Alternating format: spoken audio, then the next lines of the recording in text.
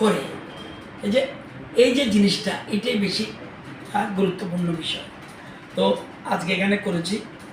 তো আমাদের সবচেয়ে বড় কথা হলো আমাদের জনপ্রতিনিধি যারা আছে, মুখ্যমন্ত্রী থেকে আরম্ভ করে মন্ত্রিসভার সদস্য, এমএলএরা, এক্স এমএলএ বা আমাদের জেলা পরিষদের সভাধিপতি, সহসভাপতি, পঞ্চায়েত সমিতি প্রধান সব ইনভলভ হয়ে গেছে। রাজনৈতিক দলগুলো ইনভলভ হয়ে গেছে।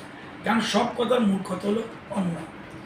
আপনারা যারা সংবাদপত্র কাভার করেন দেখবেন প্রত্যেক রাজনৈতিক দলেই প্রথমেই বলে রুটি কাপড়া মকা, প্রথম রুটি। এই এত বছর পরেও রুটির জন্য দেশের প্রধানমন্ত্রী রুটি দিতে হবে। আমাকে বলুন তো দেখি, এই রাজ্যে 35 বছর সিপিএম ক্ষমতা ছিল, আর 10 বছর কংগ্রেস ছিল। এখনও যেমন আজকে যেমন হল করে হাত উঠালাম যে কজনের বাড়িতে ঘর আছে, সবাই ঘর দিয়েছে 7 বছরে হাত উঠেছে। তাহলে মকানও দিতে পারে নাই, রুটিও দিতে পারে না।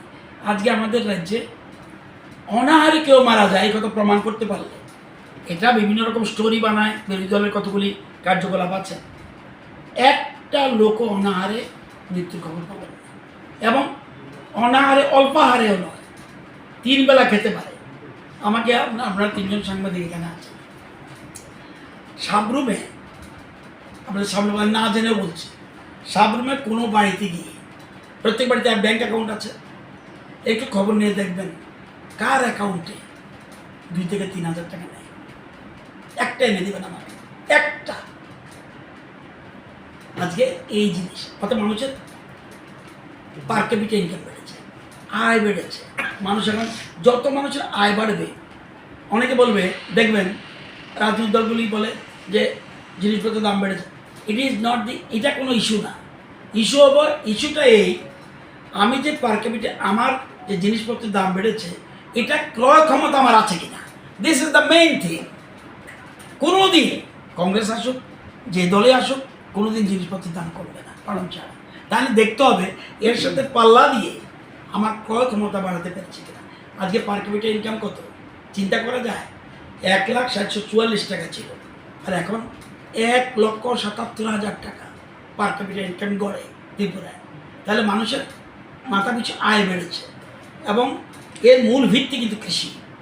শিল্প আছে, ব্যবসা আছে, কিন্তু মূল ভিত্তি কৃষি। কৃষি বেঁধে রেখে ডেভেলপমেন্ট করা যাবে না। তো আমরা আমাদের আগে আপনারা জানেন আমেরিকায় চাল না আসলে ইন্ডিয়া ভাতযুক্ত না। পুরানো মানুষ তাদেরকে জিজ্ঞেস করবেন, ক্যাপসুল চাল বলতো।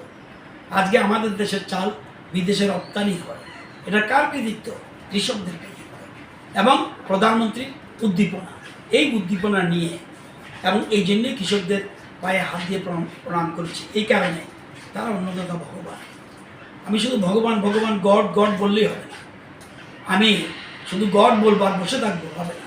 সেই জন্য অন্নদাতা কৃষক যারা, তারা প্রকৃত ভগবান।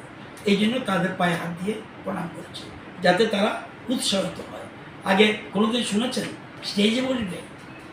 কৃষক মানেই তো নিচে বসবে। আজকে মেইন আসলে তাদের বসিয়েছে, এটা কিচ্ছু না, অনুপ্রেরণা দেওয়া। এই কথার জন্য এবং আমরা 12 তারিখ শেষ করব, 13 তারিখ টোটাল ব্রিফিং করব। আমাদের টার্গেট 1,72,000 কৃষকের কাছে পৌঁছানো। আমার বিশ্বাস 1,80,000 পৌঁছবে।